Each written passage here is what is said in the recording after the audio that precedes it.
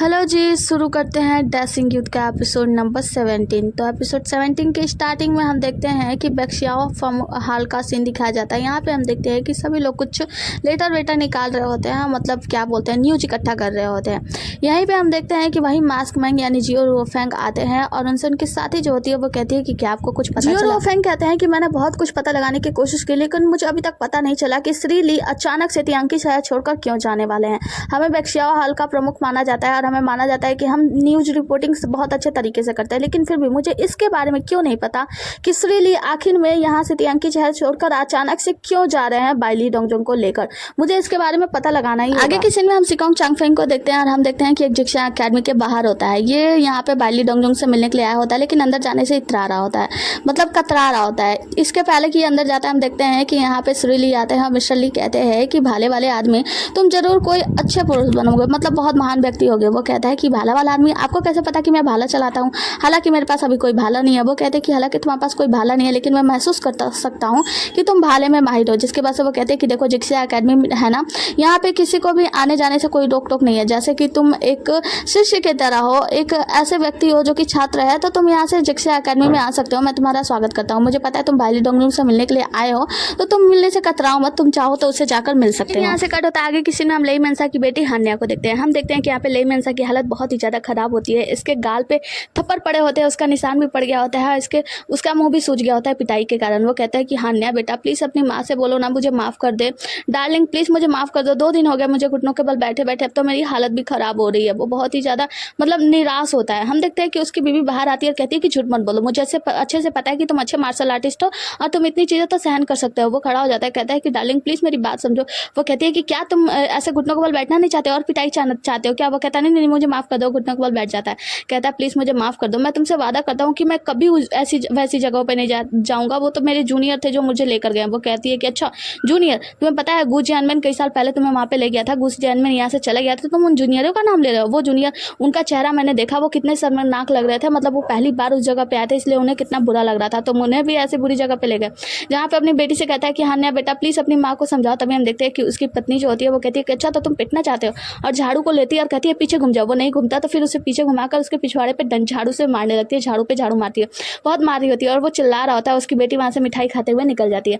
वो कहता है कि बेटी हान्या प्लीज़ मुझे बचा लो, तुम्हारी माँ तो मुझे मार ही डालेगी। वो कहती है कि मरो, जैसा तुमने किया है वैसा फल तो भुगतना ही पड़ेगा। हम देखते हैं कि हान्या वहाँ से दूर जाती है और एक पेड़ के नीचे बैठकर मिठाई खाने लगती है। कहती है कि अगर कोई जल्दी मेरे पिता को बचाने नहीं आएगा तो शायद मेरी माँ मेरे पिता को पीट कर मार डालेगी। हम देखते हैं कि वहीं पे मिस्टर ली आते हैं और कहते हैं कि और तुमने अपने पिता को नहीं बचाया? वो कहती है कि मैं कैसे बचाती, वैसे भी उन्होंने ऐसे बुरे कर्म किए हैं तो पिटाई तो पड़ेगी।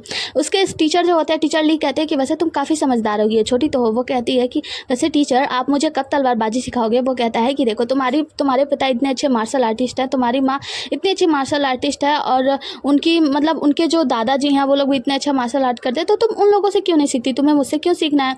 तो बेटी हान्या बोलती है कि टीचर ली मुझे पता है कि आप दुनिया के सबसे अच्छे मार्शल आर्टिस्ट हैं और अगर आप मुझे सिखाएंगे ना तो मैं इतनी अच्छी मार्शल आर्टिस्ट बनूंगी कि मैं अपने पिता को भी अपने मुट्ठी में रख सकूंगी, अपने माता पिता को भी अपने उंगलियों पर नचाऊंगी, इसीलिए तो मैं आपसे सीखना चाहती हूँ। टीचर ली कहते हैं कि हाँ फिर ठीक है, वैसे तुम्हारे पिता तो मरने ही वाले हैं, चलो उन्हें बचाते हैं। जिसके बाद से हम देखते हैं कि टीचर ली कहते हैं और लेई मेंसा की बीवी को कि बस करो, अब वो बहुत ज़्यादा पिट चुका है। तब हम देखते हैं कि लेई मेंसा की वाइफ जो होती है वो गुस्से में तलवार को फेंकती है टीचर ली की तरफ और टीचर ली के जस्ट सामने आके रुकता है। टीचर ली उस तलवार को ले लेते हैं और उसके पास आते हैं, कहते हैं कि अब इसे माफ़ कर दो, बस कर दो, ये बहुत ज़्यादा पिट चुका है। जिसके बाद से लेई मेंसा की वाइफ कहती है कि टीचर ली मुझे पता है कि आप यहाँ पे किसी जरूरी बात करने के लिए ही आए होंगे, वरना लेई मेंसा से ऐसे बेकार व्यक्ति को बचाने का क्या ही फायदा। मुझे अच्छे से पता है आप कुछ जरूरी बात करने के लिए आए हैं, तो मैं आपको नहीं रोकूंगी, आप बात कर लीजिए और मैं यहाँ से चलती हूँ। टीचर ली कहते हैं कि लेई मेंसा अपनी वाइफ से माफ़ी मांगो, तुमने बहुत बड़ी गलती की है। वो माफ़ी मांगता है, कहता है कि प्रिय मुझे माफ़ कर दो, मैंने सचमुच में ऐसे जानबूझकर नहीं किया था। जिसके बाद से टीचर ली लेई मेंसा के बारे में कहते हैं कि देखो मैं अच्छे से जानता हूँ कि लेई मेंसा बहुत ही ज़्यादा वफादार है, वो तुमसे बहुत प्यार करता है। वो वहाँ पे गया तो था लेकिन उसने कोई भी गलत कार्य नहीं किया, इसीलिए उसकी वाइफ से कहते हैं कि प्लीज़ लेई मेंसा को माफ़ कर दो, उसने कोई भी ऐसी गलती नहीं की है। जिसके बाद से जो लेई मेंसा की वाइफ होती है वो कहती है कि ठीक है हाँ मैं समझ सकती हूँ, मतलब हाँ ठीक है मैं माफ़ करती हूँ। लेई मेंसा कहता है कि प्रिया मैं कह रहा था ना मैंने कोई गलती नहीं की। तो उसकी वाइफ दोबारा उसकी तरफ घूर के देखती है तो फिर वो शांत हो जाता है। टीचर ली से कहता है कि टीचर आपका बहुत बहुत शुक्रिया।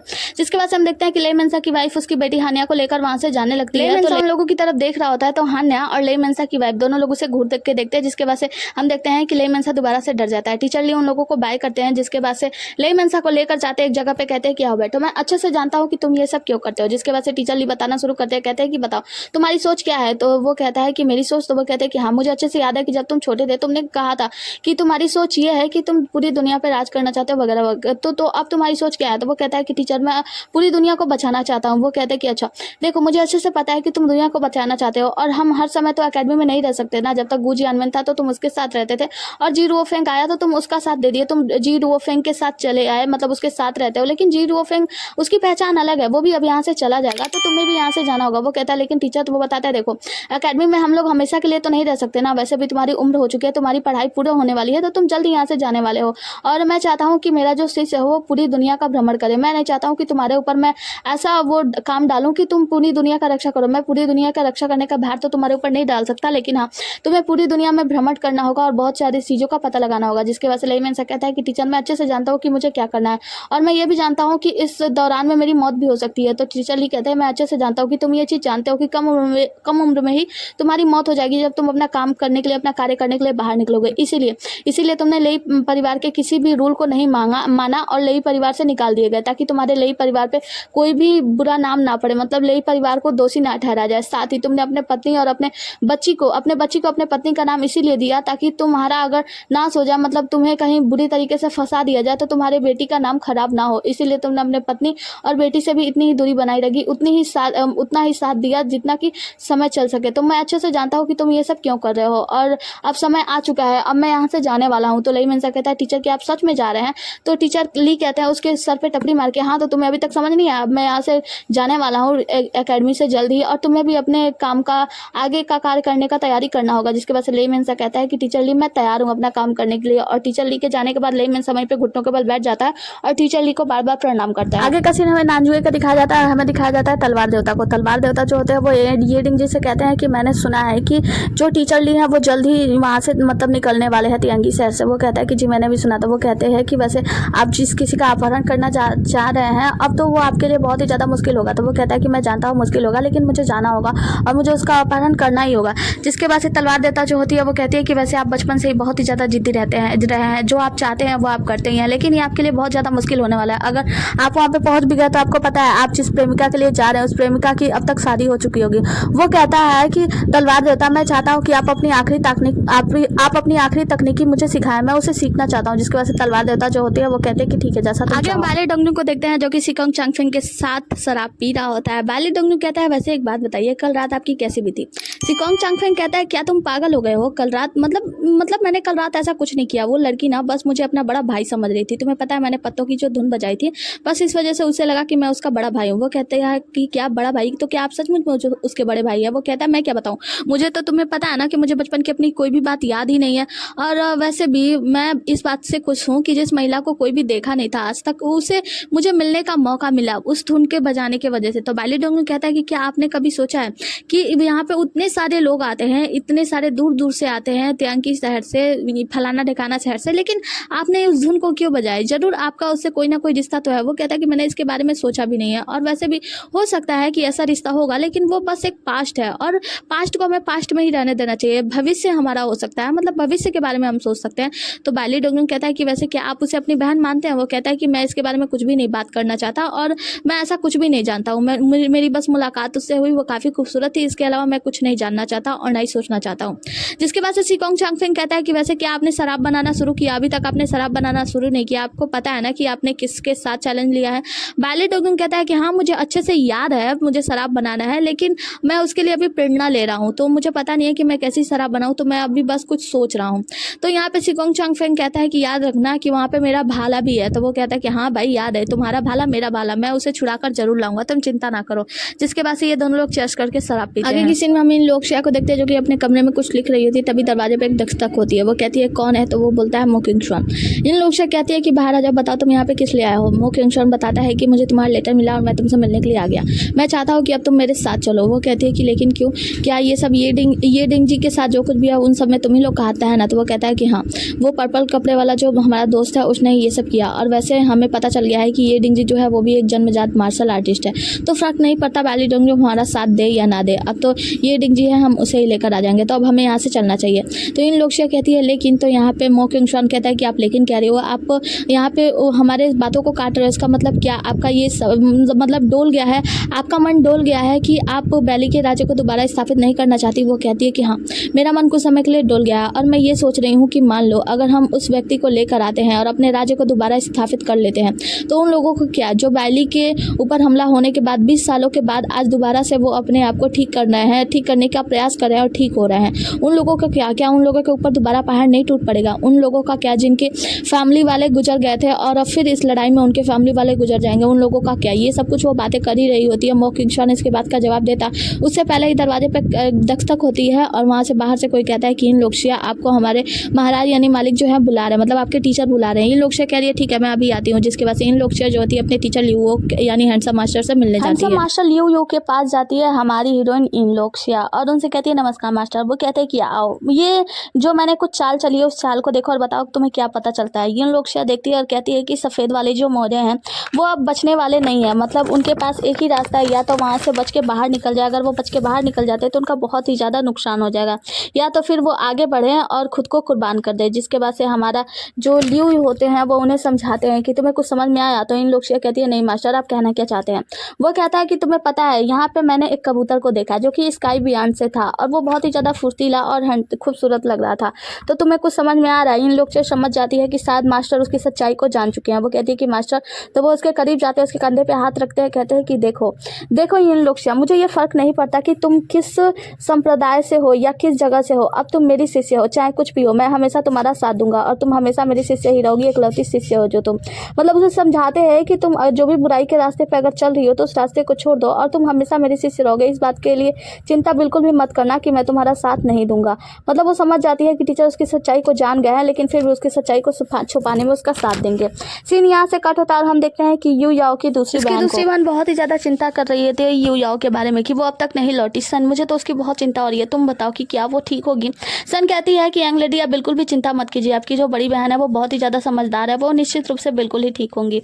अभी ये लोग बातें कर रहे होते तो बाहर से आवाज़ आती है बुक्शियांग की। वो कहता है बाहर वाला आदमी कि यू जाओ तुम अंदर क्या कर रही हो? तो यहाँ पे हम देखते हैं उसकी छोटी बहन जो होती है यू जाओ बनने का नाटक करती है, कहती है कि आप, मैं थोड़ा सा बीमार हूँ इसलिए मैं आपसे मिलने के लिए नहीं आ सकती। जिसके बाद से हम देखते हैं कि बुक्शियांग जो होता है वो बताता है कि देखो मैं पहचान गया हूँ कि तुम उसकी छोटी बहन हो, यू जाओ नहीं हो। वो बाहर आती है और कहती है कि हाँ तो क्या हुआ, आपने मुझे पहचान लिया, इसका मतलब ये है कि अब मेरी बहन यू जाओ आपको पता लग गया ना वो कहाँ पे है, तो आप उसे लेकर आने वाले हैं। हम देखते हैं ये बूढ़ा व्यक्ति यानी बुक्शियांग जो होता है, जो व्हील चेयर पे होता है, वो उसे बताता है कि तुम्हारी बहन का पता तो लग गया है लेकिन ये बात है कि तुम्हारी बहन वहाँ पे यहाँ पे वापस नहीं आने वाली है। तो वो कहता है कि कहती है क्या मतलब है इस आपका, आप बेकार सी बातें क्यों कर रहे हैं? तो यहाँ पे जो बूढ़ा आदमी होता है यानी बुक्शियांग वो बताता है कि मो किंगशुआन और यूजी वो दोनों वापस आ गए हैं। उन लोगों ने बताया है कि तुम्हारी बहन ने बाली डोंगजुंग का बाहर निकलने में मदद किया, मतलब बाली डोंगजुंग को हम लोग यहाँ पे ला रहे थे ताकि हम अपने राज्य को पुनः स्थापित कर सकें, लेकिन तुम्हारी बहन ने उन्हें धोखा दे दिया और अब वो शायद हमारे लिए काम नहीं करेगी। उसकी बहन को जानकर ये बिल्कुल भी अच्छा नहीं लगता। वो कहता है कि कहती है कि आप झूठ बोले हो बुक्शियांग, आप ये सब कुछ नाटक कर रहे हो।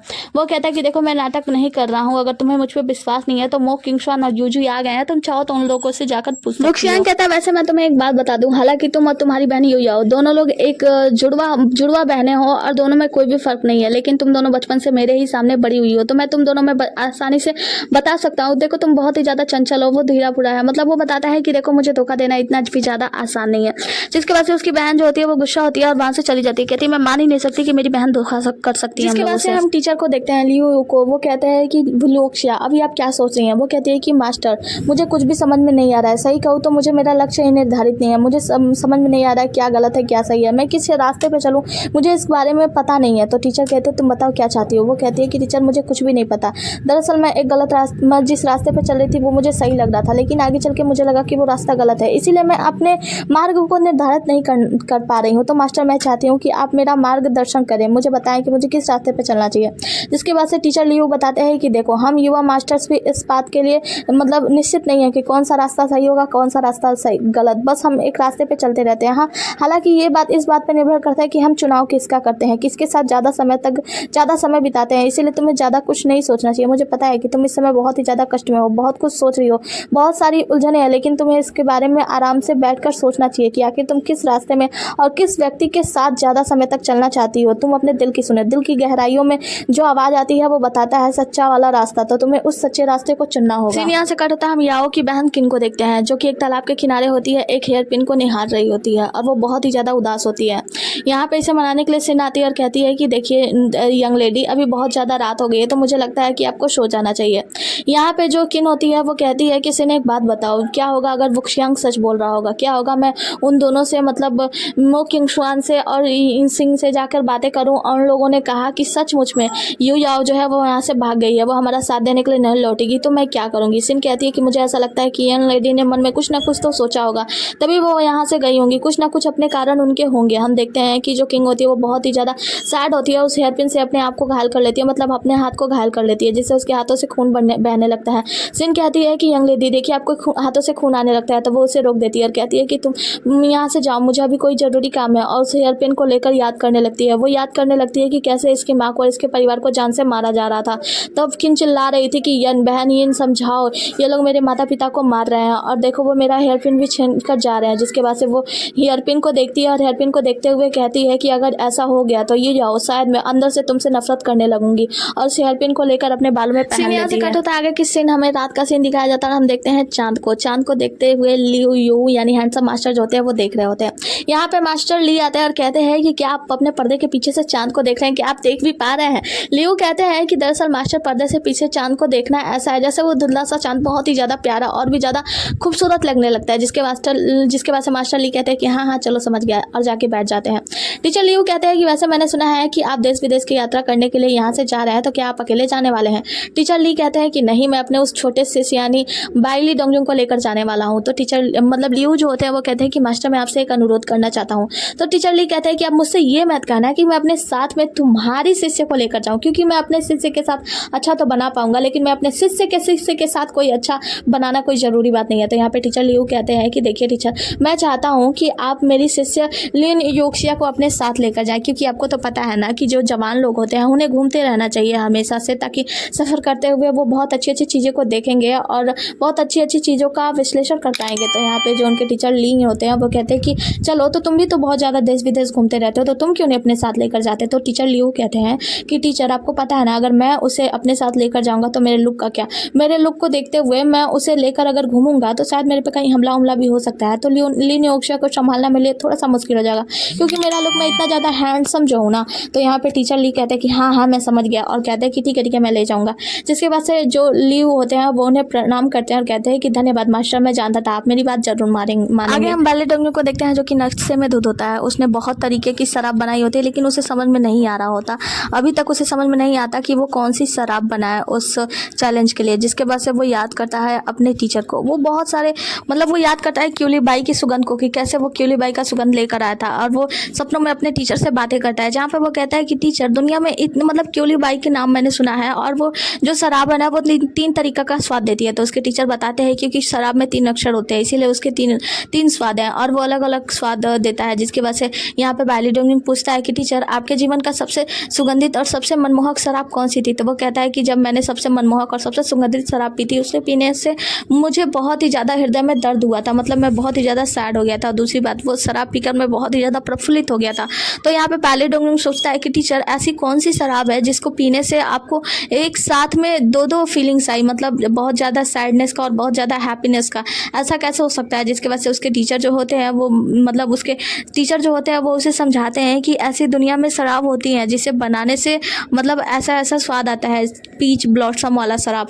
और वो सारी चीज़ें याद करके सोच रहा होता है कि ऐसी कौन सी शराब होगी जिसमें इतने सारे फीलिंग्स जुड़ी हुई हैं, मतलब जिस शराब को पीने से दो फीलिंग एक साथ आती है। डोंगजुंग को कुछ भी समझ में नहीं आ रहा होता है। यहाँ रात से सुबह हो गई होती है और अब भी बैली डोंगजुंग शराब पिए जा रहा होता है। उसे समझ नहीं आ रहा था कि आखिर वो कौन सा शराब बनाए। हम देखते हैं कि वो पी कर वहाँ पे टुन होता है तो इन लोक्शी आती है और उसे देखती है, कहती है कि लो ये सुबह से ही शुरू हो गया, अभी से ही शराब पीने लगा। अब इन लोक्शी को क्या पता, वो तो पूरी रात शराब ही पी रहा था। सीन यहाँ से कट होता है और हम महामहिम के प्रमुख हिजड़ा झो किंग को देखते हैं। वो दूसरे हिजड़े से बात कर रहा होता है और कहता है कि देखो समय इतना काफ़ी ज़्यादा बदल चुका है, मुझे तो उम्मीद ही नहीं थी कि जो टीचर ली है वो इस बात की घोषणा कर देंगे, इतना ज़्यादा तबाही मचाने के बाद वो इस बात की घोषणा करेंगे कि अब वो यहाँ से तियांकी शहर छोड़कर जाने वाले हैं और वो बैली डोंगजुंग को साथ लेकर जाने वाले हैं। साथ ही बैली डोंगजुंग इतनी बड़ी तबाही खड़ी कर दिया है, मतलब वो शराब की बोतल को लेने के लिए, और उसे जबकि उस राज्य में सबको पता है कि वो शराब की बोतल पे हक तो महाराज का है। महाराज ने कहा था कि 12 वर्ष तक कोई नहीं जीतेगा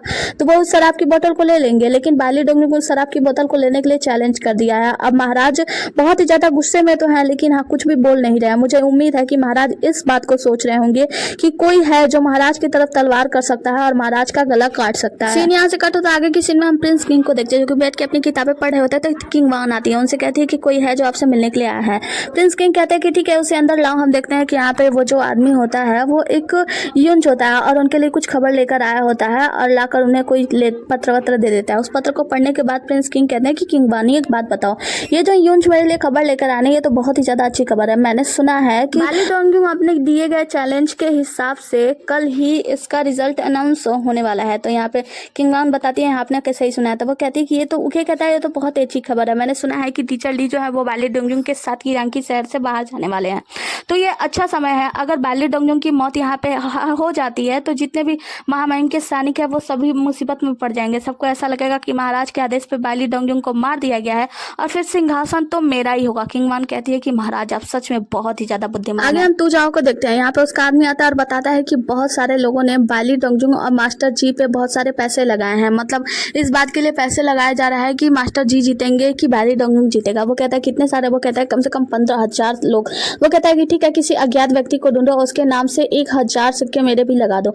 वो कहता है जी मैं समझ गया, आप मास्टर जी पे पैसे लगाना चाहते हैं ना, कह के जाने लगता है। तू जो कहता है रुको रुको, किसने कहा मास्टर जी पे लगाना है, वो सारे पैसे बाली डोंगजुंग पे लगाओ क्योंकि मुझे विश्वास है कि बाली डोंगजुंग ही जीतेगा। आगे की सीन में हम देखते हैं कि प्रतिस्पर्धा का दिन आ जाता है और सभी लोग बहुत जोर शोर से तैयारी कर रहे होते हैं। यहाँ पे शराब खाने में हम देखते हैं कि बहुत सारे लोग आए होते हैं और एक लड़की और एक बूढ़े व्यक्ति बैठे होते हैं जो कि शराब चखने के लिए आए होते हैं। यहाँ पे शराब बन के तैयार होती है और बहुत सारे लोग जो है इस प्रतिस्पर्धा को देखने आए होते हैं क्योंकि मास्टर जी जो है वो बहुत ही ज़्यादा विख्यात मास्टर हैं शराब बनाने में। यहाँ पे शोर होती है कि बेली के 8 युवा मास्टर्स पधार चुके हैं और सभी लड़कियाँ सुंदर सुंदर युवतियाँ जो होती है वो देखने के लिए आ जाती हैं। हम देखते हैं कि बेली के 6 युवा मास्टर्स यहाँ पे पधारते हैं। जो गु जियानमैन है और पहले मास्टर है उन दोनों को छोड़कर बाकी 6 युवा मास्टर्स यहाँ पे आते हैं और लियू के साथ यू याओ यानी यू कहें तो यिन लोक्शिया भी आती है अपने टीचर के साथ। इस सभी युवा मास्टर्स बड़े टसन के तरीके से आ रहे होते हैं और सभी लड़कियां उन्हें देखकर बहुत अच्छी अच्छी बातें कर रही होती है कि ये लोग कितने ज़्यादा हैंडसम है। हम देखते हैं कि यहाँ पे सारे युवा मास्टर्स मतलब लाइन से खड़े होते हैं और सभी लोग को बताया जाता है, जिसके बाद से हम देखते हैं कि यहाँ पे जो शराब चखने वाले 2 लोग होते हैं उन लोगों का नाम बताया जाता है। बैठी होती है उनका नाम मिस युवा होता है जो शराब चखने वाली है। जो पुरुष बैठे होते हैं उनका नाम श्रीमान जुन होता है, वो शराब चखने वाला होते हैं।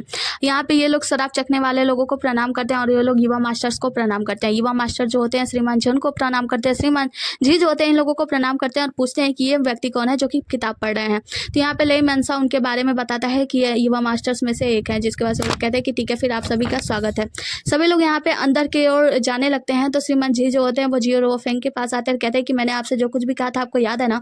जियो रोफेंग कहते हैं कि आपको पता है ना कि बाली डोंगजुंग जो है वो मेरा जूनियर है, तो क्या मैं आपके साथ इस प्रतिस्पर्धा में आपका मतलब बुरा नहीं करना चाहूँगा। तो वो कहते हैं कि मुझे अच्छे से पता है कि वो आपका जूनियर है, लेकिन मैं ये भी जानता हूँ कि आप टीचर ली के शिष्य हैं तो आप कोई भी गलत कार्य नहीं करेंगे, इसीलिए मैंने आपको चुना है।